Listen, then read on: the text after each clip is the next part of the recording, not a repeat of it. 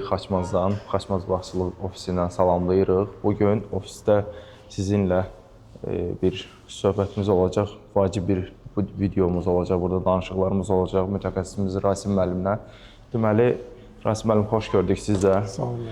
Rasim müəllim, bu fungisitlərin siniflərinin bölünməsi ən qarmaqarışıq məsələlərdən biridir. Fermerlərimiz bu barədə çox az bir məlumata sahibdirlər və bilmirlər ki, hansı sinif nə üçün istifadə olunur, nəyə görədir. Aqronomlar da ara-sıra hər hansı bir tərkibdən danışanda da fermer başa düşmür ki, o tərkib niyə görədir, nə üçün istifadə olunacaq. Açıqlaması bir ətraflı videoda verilən bir yer görmədik. Ona görə bu işin aydınlatılmasını inşallah təmin edəcək. Söz sizdə, buyurun. Bəli. Deməli, əslində fungisidlərin klassifikasiyası beynəlxalq səviyyədə mövcuddur və bunu FRAK təşkilatı eləyib. FRAK təşkilatı nədir? Fungisidlərə qarşı rezistentlik əleyhinə komitet, belə bir komitet var. O, bütün fungisidlərin siniflərə bölüb, hansı sinifə, hansı fungisid daxildir. Əsasən, indi biz çalışmalıyıq ki, indi bu verilişimizdə minimal dərəcədə terminlərdən istifadə edək və fermerlərimiz başa düşsünlər bizi. Əsasən, bizim də istifadə elədiyimiz hamımızın bu 9 sinif, əslində siniflər çoxdur, 40-a yaxın sinif var. Bu 9 sinif, deməli, biz qərarı aldıq ki, sizə göstərək. Bunlar hansılardır? Benzamidazol sinifidir, triazol və imidazol sinifi, strabilurinlər sinifi, SDHI sinifi, sonra anilin pirimidin sinifi, marfalin sinifi, multisite fungisidlər sinifi, fosfonatlar sinifi, sonra fenilpirrollar sinifi. İndi biz bunları açıqlayacaq ki, belə ilk baxışda belə qeyri-adi, çətin görsənir, amma əslində çox asandır. Hər sinifin özünün təsir edici maddələri var. İndi biz onları sizə göstərəcəyik. Bundan əvvəl də onu qeyd edeyim ki, bütün fungisidlər ya sistem tərkibli olur, ya da kontakt tərkibli. Sistem tərkibli o deməkdir ki, yəni 99% fungisidlər, o 1% hansıdırsa mən onu sizə deyəcəm bu verilişdə. 99% fungisidlər aşağıdan yuxarı hərəkət edir. Yəni ksilema damarlarla hərəkət edir. Yəni yarpaqdan biz onu çilədikdə aşağıdan yuxarıya doğru gedir. Bəli. Yalnız 1% fungisidlər var ki, onu biz yarpaqdan çilədikdə floema damarları üzrə kökə gedir. Aşağı hərəkət. Onlar hansıdır? Hamımızın tətbiq elədiyimiz fasetil alüminium var ki və kalium fosfit belə bir fungisidlər var. Onlar fosfonatlar sinifinə daxildir. Onlar yeganə fungisidlərdir ki, biz onları yarpaqdan vuranda onlar kökə gedir. Bəli. İndi isə keçək bu siniflərin tərkibində hansı təsir edici maddələr var, hamımızın bildiyimiz, onlar haqqında danışaq.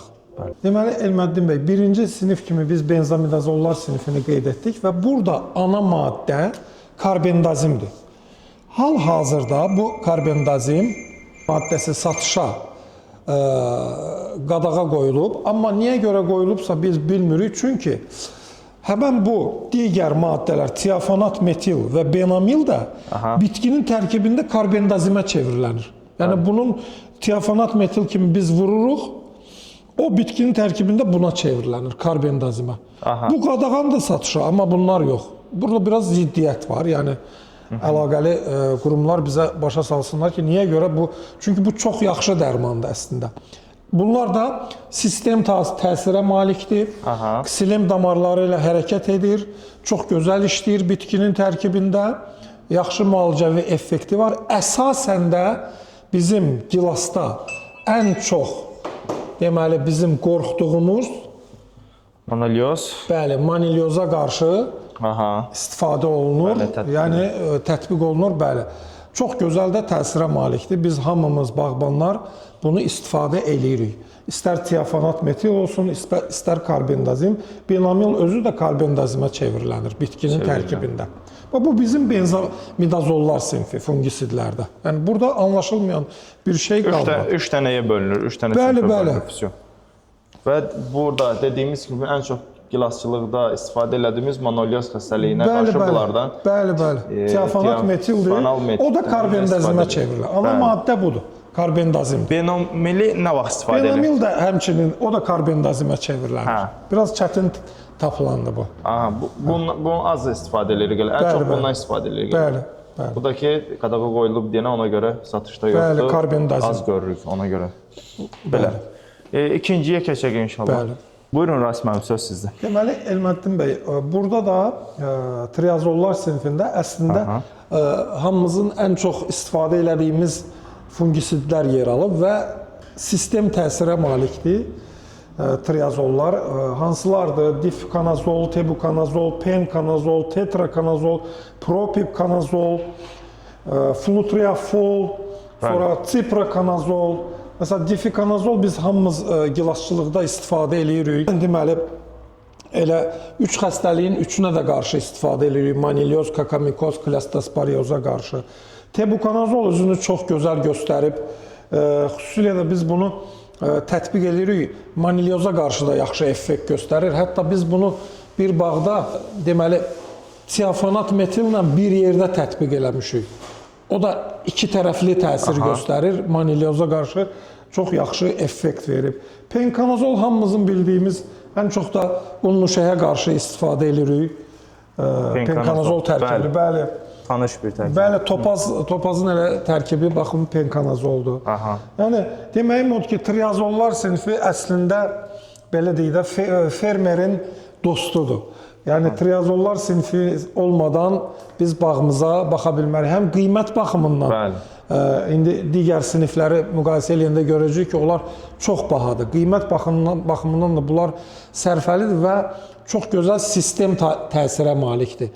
Burada əsas məsələ ondan ibarətdir ki, ümumiyyətlə bütün dərmanlardan biz istifadə edəndə biz deməli suyumuzu, çilədiyimiz suyun pH-ını kontrol etməliyik. Yəni çilədiyimiz suyun pH-ı 5,5 ilə 6,5 arasında olmalıdır idealda. Amma yuxarı olduqda artıq onların asadkaya düşməsi, çöküntüyə düşməsi, cürbəcür reaksiyalara girməsi. Çünki biz təkcə bir fungisid istifadə eləmirik. Hərdən bir də görürüz 7-8 dənə ünsürlər olur çilədiyimiz bakın içində. İnsektisid olur, mikroelementlər olur, cürbəcür də. Ona görə yapışdırıcılar olur. Ona görə də suyun pH-ı çox önəmlidir. Yəni 5,5, 6,5 arasında. Bəli. pH-ını ölçüb elə davam etməlidir. Bu gün necə fermerlərimiz belə şeylər açıq o qədər fikir vermirdi. Elməddin müəllim, bütün fermerlərə tövsiyə eləyirəm ki, düzdür, pH salıcılar da olar, amma onlar biraz bahadır. Sezonun əvvəlində yarım kisə limon duzu alıb qoysunlar məhz belə vasitələr üçün. Yəni biz ölçmüşük ki, 1 ton suya 150 bizim sularımızdan söhbət gedir. 150-200 qram limon duzu tökürük, o suyu normallaşdıra bilirik. 150-200 qram. Bir də bu tərkiblərdən fermerlərimizin başa çıxsa, müəyyən qədər, demirəm ki, xırdalıqlarına qədər bilsinlər, müəyyən qədər. Artıq markalardan da asılıqları qalmayacaq. Yəni tərkibi axtarmağa çalışacaqlar girdikləri agromarketlərdə avtomatik. Məsəl üçün biz öz baxdığımız bağlarda heç vaxt gedib marka dalınca qaçmırıq. Hər zaman baxırıq ki, tərkibi, məsəl üçün difikazolla strabilurinlərin qarşılıqlı tərkibi olur. Tebukazolla strabilurinlərin qarşılığı çox gözəl də effekt verir. İndi onu digər sinifi biz deyəndə başa salacaq. Bəli. Burada qeyd elədiyimiz sinif hardasa 7 dənəsini qeyd elədiniz. Bəli, amma çoxdur. Çoxdur. Burada bir şey də deyim ki, bizim hamımızın deməli bağlarda tətbiq etməyə cəhd göstərdiyimiz paklabutrazol, sonra onun daha bir yeni forması var, unikanazol. Bunlar da triazol sinifindəndir. Amma bunlar daha çox stimulator kimi, inkişaf stimulatoru kimi, yəni inkişafın qarşısını almağa yönəlmiş bir fungisidlər kimi istifadə olunur.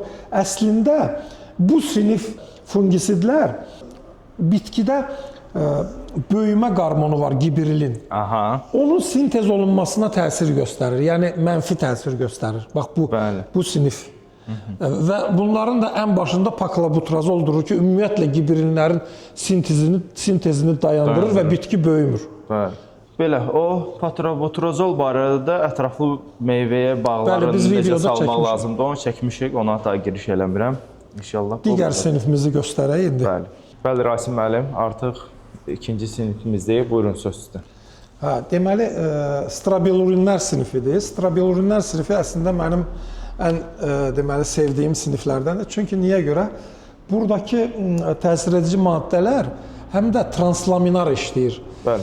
Yarpağın içinə daxil olur. Yarpağın içinə. Məsəl üçün, belə deyək də, klastosporioz, kakamikoz xəstəliklərində yarpağa artıq nüfuz eləmiş göbələklərin qarşısını alır. Həm sistem təsirə malikdir. Məsəl üçün, azoksistrobin biz tətbiq eləyirik bağlarda. Həm də ki, translaminar təsirə malikdir. Bunları ümumiyyətlə niyə görə mən bunları çox sevirəm, bu strabilurinləri? Strabilurinlər hələ xəstəlik yoxdur, biz onu tətbiq eləyə bilərik. Bitkiyə çox ziyanı da yoxdur bunların. Əslində bunlar, bayaq biz triazollardan danışanda dedik ki, böyümə hormonlarına təsir edir gibrilinlər. Bunlar isə əksinədir. Bunlar daha da yaşıllaşdırmanı stimullaşdırır. Təsəvvür edirsinizmi? Həm fungisid də, həm də yaşıllaşdırmanı.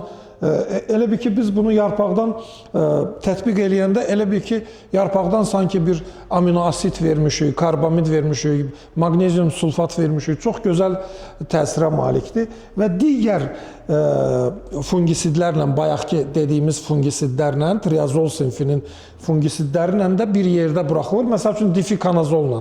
Təsəvvür edin, difikonazol plus azoksistrobin nə təsirə malikdir?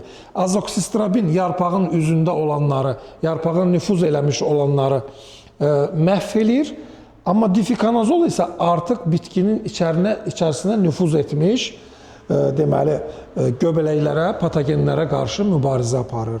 Yəni, sistem tərkiblilər, onlar yarpağın üzündə olanlarla mübarizə apara bilmir. Sırf bitkinin daxilinə nüfuz etmişlərlə mübarizə aparır. Amma azoksistrabilurinlər isə yarpağa da nüfuz eləyir, içərisinə nüfuz eləyir birbaşa və ona görə onun elə bir ki, iki tərəfli mübarizəsi var.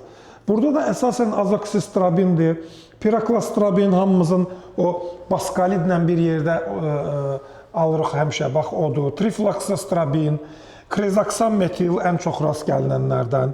Deməli, bunlar tətbiq eləyirik biz hər zaman. Çox gözəl sinifdir bu sinif. Mənim şəxsən çox xoşuma gəlir. Bəli, gilasçılıqda da ən çox istifadə edildiyi siniflərdən biridir. Piraklastrobin də istifadə edirik, trifloksstrobin də istifadə edirik, azoksistrobin də. Azoksistrobin ən çox da yarpaqda olan xəstəliklərə qarşı çox gözəl effekt verir. Amma bir şey var da burada, Elmədin bəy, bu sinifdə də, bundan əvvəlki triazollar sinifində də rezistentlik yaranır. Yəni, bitkilər buna tez öyrəşir. Ona görə də bunları sezon ərzində biz 2 dəfə tətbiq eləyə bilirik. Bunları, bəli, 2 dəfədən çox tətbiq eləyə bilmirik. Onu yaxşı qeyd elədiniz. Onu biraz aşağı bilərik o məsələni 2 dəfə. Bəli, göbələklərdə belədir ki, göbələklərdə müxtəlif bir çox sinif fungisidlərə, məsəl üçün strabilurinlərə, bundan əvvəlki triazollara, ondan əvvəlki benzamidazollara qarşı çox tez rezistentlik yaranır. Çox tez öyrəşir və o şəraitdə yaşaya bilir, dostluq eləyir, bəli, ona. Amma bundan sonraki indi danışacağımız SDHI qrupu, ona qarşı rezistentlik yaranmır. Ona görə onları biz daim tətbiq eləyə bilərik, indi göstərəcəm sizə. Ona görə tərkiblərdə, Rasim müəllim, həmişə belə deyim sizə, tərkibləri dəyişdirirlər. Bəli. Orada bir ağıllı sistem qurmaq lazımdır ki, daim dəyişkənlik, bir-birini əvəz eləmək və yaxud bir yerdə vermək. Məsəl üçün, müxtəlif strabilurinləri götürək, hər dəfə azoksistrobin yox, bir dəfə piraklastrobin, bir dəfə trifloksstrobin. Belə işləmək lazımdır, yəni. Əla. Təşəkkür, o birisinə keçidiləyək.